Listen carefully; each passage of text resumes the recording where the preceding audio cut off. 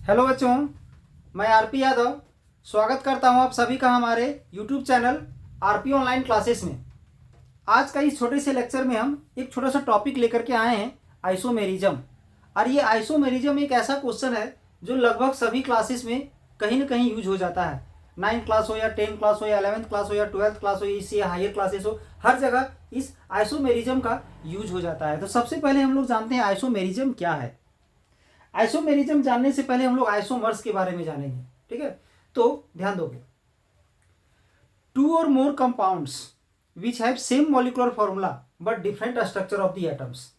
मतलब दो या दो से अधिक वैसे कंपाउंड्स जिसका मॉलिक्यूलर फॉर्मूला सेम होगा, लेकिन एटम्स का जो अरेंजमेंट होगा, दैट इज उसका जो स्ट्रक्चर होगा, स्ट्रक्चर फॉर्मूला होगा, वो अलग अलग होगा।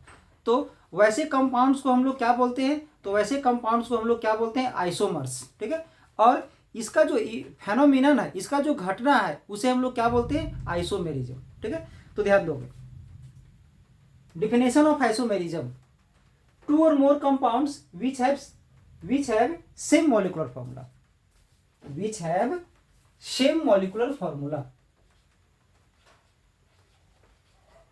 same molecular formula but different structural formulas, structural formula उन लोगों का डिफरेंट डिफरेंट होगा, आर कॉल्ड आइसोमर्स, उसे हम लोग आइसोमर्स कहते हैं। And this phenomenon is called isomerism. हम कुछ एग्जांपल्स के थ्रू इसको एक्सप्लेन करने वाले हैं। एक पहला एग्जांपल हम लोग ले लेते हैं, ब्यूटेन।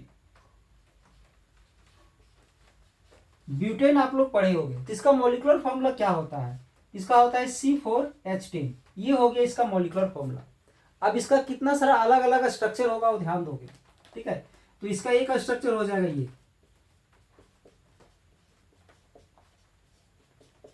एक स्ट्रक्चर ये हो जाएगा, ठीक है। दूसरा स्ट्रक्चर क्या होगा? दूसरा स्ट्रक्चर होगा ये हो जाएगा, ठीक है। दोनों का स्ट्रक्चर अलग अलग है। तो इसका भी मॉलिक्यूलर फॉर्मूला C4H10 होगा, देख सकते हो। 1 2 3 4 4 कार्बन है।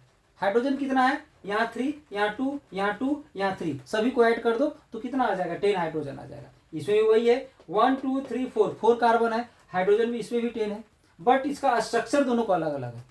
दोनों का मॉलिक्यूलर फॉर्मूला यही होगा, बट इसका स्ट्रक्चर अलग है, इसका स्ट्रक्चर अलग है। पढ़े होगे 11th क्लास ऑर्गेनिक केमिस्ट्री में, इसका नेमिंग होता है नॉर्मल ब्यूटेन, एन ब्यूटेन। इसका नाम होता है एन ब्यूटेन, और इसका होता है आइसो ब्यूटेन। दोनों तो अलग अलग कंपाउंड है, दोनों का स्ट्रक्चरल फॉर्मूला अलग अलग है, बट मॉलिक्यूलर फॉर्मूला हमारा सेम है। तो ये दोनों जो है, ये n butane and isobutane, ये दोनों आइसोमर्स कहलाता है, ठीक है।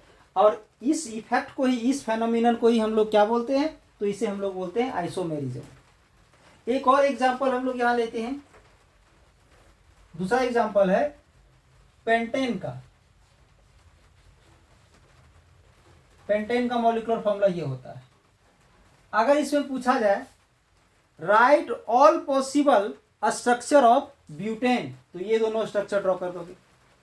अब अगर हमसे पूछा जाता है right all possible structure of pentane, तो इसका स्ट्रक्चर कितने प्रकार से होगा? तो ध्यान दोगे कितने प्रकार से होगा। पहला स्ट्रक्चर तो इसका ये हो जाएगा, इसका पहला स्ट्रक्चर हमारा ये आ गया, जिसे हम लोग एन पेंटेन कहते हैं, ठीक है। दूसरा स्ट्रक्चर ये होगा,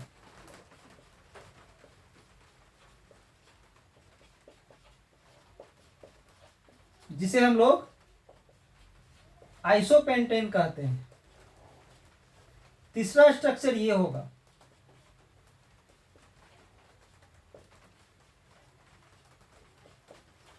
जिसे हम लोग नियोपेंटेन कहते हैं। ये तीनों अलग अलग कंपाउंड है, ये है एन पेंटेन, ये है आइसोपेंटेन, ये है नियोपेंटेन, और तीनों का स्ट्रक्चर भी अलग अलग है, बट देखा जाए तो तीनों का मॉलिक्यूलर फॉर्मूला तो यही ना है। तो ये जो तीनों है, ये तीनों एक दूसरे का क्या कहलाता है? आइसोमर्स। और इस इफेक्ट को हम लोग, इस फेनोमेनन को हम लोग आइसोमेरिज्म कहते हैं। अगर हमसे बोला जाए, क्वेश्चन पूछा जाए right all possible structure of pentane, तो ये तीनों ड्रॉ करके हम लोग छोड़ देंगे। अब आप लोग सोच रहे होंगे कि यह स्ट्रक्चर कहाँ से आ रहा है, कैसे आ रहा है, इस तरह से अलग अलग स्ट्रक्चर क्यों ड्रॉ हो रहा है, हम लोग कैसे ड्रॉ करेंगे। एक क्वेश्चन खड़ा हुआ होगा आप लोग को मन में कि हम लोग कैसे ड्रॉ करेंगे, आप लोग इसको कैसे ड्रॉ करिएगा। तो चलिए इसकी ड्रॉ करने का एक सिंपल सा तरीका भी हम लोग आज सीख लेते हैं। अगर एग्जाम में क्वेश्चन आ जाए डिफाइन आइसोमेरिज्म, तो ये डिफिनेशन लिख दोगे। अगर आ जाएगा right all possible structure of butane, तो ये दोनों ड्रॉ कर दोगे। या right all possible structure of pentane, तो ये तीनों ड्रॉ कर दोगे। अब इस सब का स्ट्रक्चर हम लोग कैसे ड्रॉ कर रहे हैं, इसे शॉर्ट में हम लोग जान लेते हैं। पहले हम लोग देखते हैं ब्यूटेन का।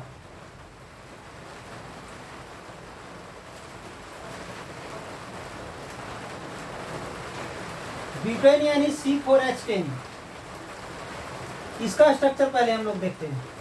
तो इसमें ध्यान दोगे कार्बन कितना है, कार्बन 4, हाइड्रोजन कितना है 10। ये चीज जानने से पहले आप लोग ये चीज जान लीजिए कि कार्बन स्टेबल होने के लिए कितना बॉन्ड बनाता है। तो कार्बन जो है सो स्टेबल होने के लिए 4 बॉन्ड बनाता है, हाइड्रोजन स्टेबल होने के लिए 1 बॉन्ड बनाता है। तो कार्बन 4 बॉन्ड बनाता है, हाइड्रोजन 1 बॉन्ड बनाता है। इसमें कितने कार्बन है, 4 कार्बन है। तो हम 4 कार्बन इसमें ले लेते हैं। 4 कार्बन ले लिए, कार्बन 4 बॉन्ड बनाता है और हाइड्रोजन 1 बॉन्ड बनाता है। इस चीज को ध्यान में रखना है। ये जो कार्बन है अभी इस कार्बन के साथ 1 बॉन्ड बना चुका है, तो 4 बॉन्ड बनाता है, अभी 1 बॉन्ड बना चुका है। और कितना बॉन्ड चाहिए, 3 बॉन्ड। तो 3 अलग अलग बॉन्ड दे करके इसमें हम 3 अलग अलग हाइड्रोजन जोड़ देते हैं। ये आ गया। ये जो कार्बन है अभी तक कितना बॉन्ड बना चुका है, 1 बॉन्ड इस कार्बन के साथ, 1 बॉन्ड इस कार्बन के साथ, तो 2 बॉन्ड बना चुका है। 4 करने के लिए इसको 2 बॉन्ड और चाहिए, तो 1 हाइड्रोजन हम इधर जोड़ देते हैं, 1 हाइड्रोजन हम इधर जोड़ देते हैं। सेम इसका भी 2 बॉन्ड हो चुका है, इसमें 2 हाइड्रोजन, 1 हाइड्रोजन ऊपर 1 हाइड्रोजन नीचे जोड़ देते हैं। और ये अभी तक 1 बॉन्ड बनाया है, इसमें 3 और बॉन्ड चाहिए, तो 3 अलग अलग हाइड्रोजन इसमें हम जोड़ देते हैं।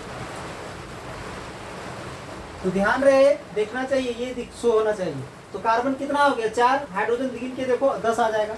इसी को शॉर्ट में हम लोग अभी लिखे थे, तो क्या लिखे थे, C और 3 हाइड्रोजन, तो CH3 लिख दिए थे। ये समझना पड़ेगा आपको। और ये कार्बन में 2 हाइड्रोजन, तो इसे हम CH2 लिखे थे। इसमें 1 कार्बन में 2 हाइड्रोजन, तो इसे भी CH2 लिखे थे। और इसे हम CH3 लिखे थे। शॉर्ट में हम ये चीज लिखे थे, देखोगे पीछे बैक में जाकर के। अब फिर से हम ले लेते हैं 4 कार्बन। 4 कार्बन हम यहाँ इस प्रकार से भी ले सकते हैं। 4 कार्बन इस प्रकार से हम ले लिए। अब ध्यान दोगे यहाँ पर ये कार्बन है, ये कार्बन जो है 3 बॉन्ड ऑलरेडी पहले बना चुका है, तो 1 हाइड्रोजन देकर के इसका हम 4 बॉन्ड कंप्लीट कर दिए। ये अभी तक 1 ही बॉन्ड बनाया है, तो इसमें 3 हाइड्रोजन देकर के इसका हम 4 बॉन्ड कंप्लीट कर दिए। सेम उसी प्रकार से इसमें 3 हाइड्रोजन दे देते हैं। क्यों, क्योंकि ये अभी तक 1 ही बॉन्ड बनाया था, ये भी 1 ही बॉन्ड बनाया, इसको और 3 बॉन्ड चाहिए।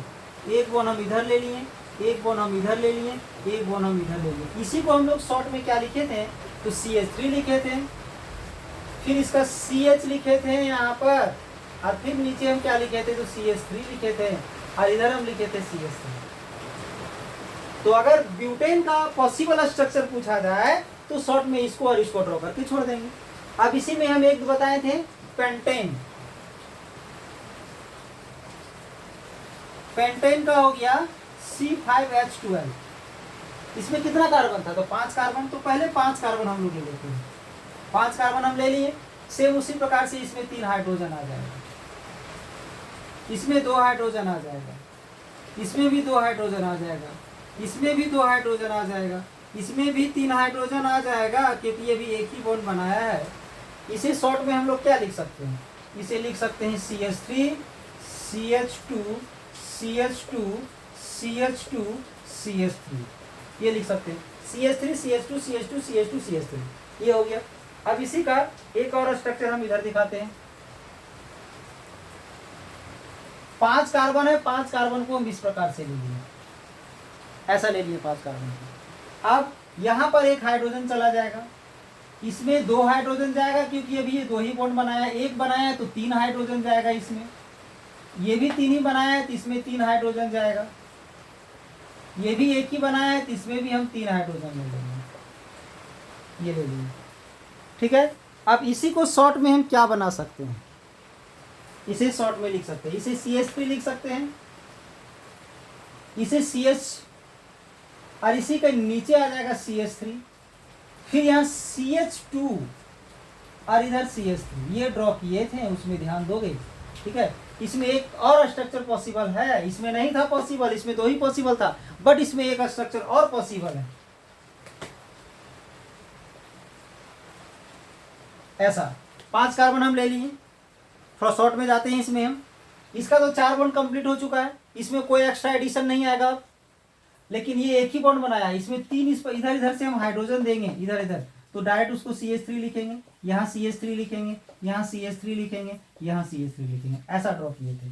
ये था N पेंटेन, ये था आइसोपेंटेन, ये था नियोपेंटेन।